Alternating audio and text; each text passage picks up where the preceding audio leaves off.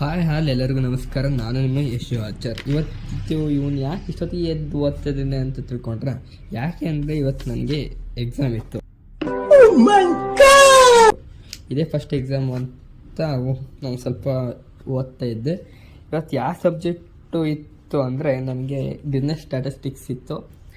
ಸ್ವಲ್ಪ ಕಷ್ಟದ್ದು,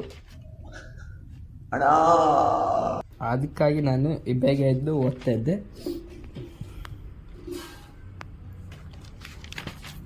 ಕೊನೆಗೂ ಏನು ಅರ್ಥ ಆಗಲಿಲ್ಲ ಅಂತ ಪೇಜ್ ತಿರುಗಿಸಿ ಬ್ಯಾಗಿಗೆ ಇಟ್ಬಿಟ್ಟು ಹೋದೆ.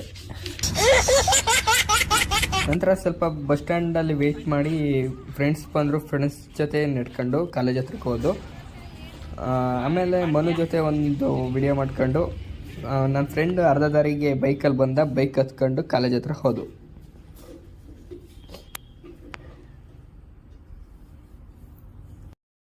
ಎಕ್ಸಾಮ್ ಮುಗಿಸಿ ಆಚೆ ಬಂದು ನಡ್ಕೊಂಡು ನಾನು ನನ್ನ ಫ್ರೆಂಡು ಸ್ಟ್ಯಾಂಡ್ ಹತ್ರ ಹೋದು.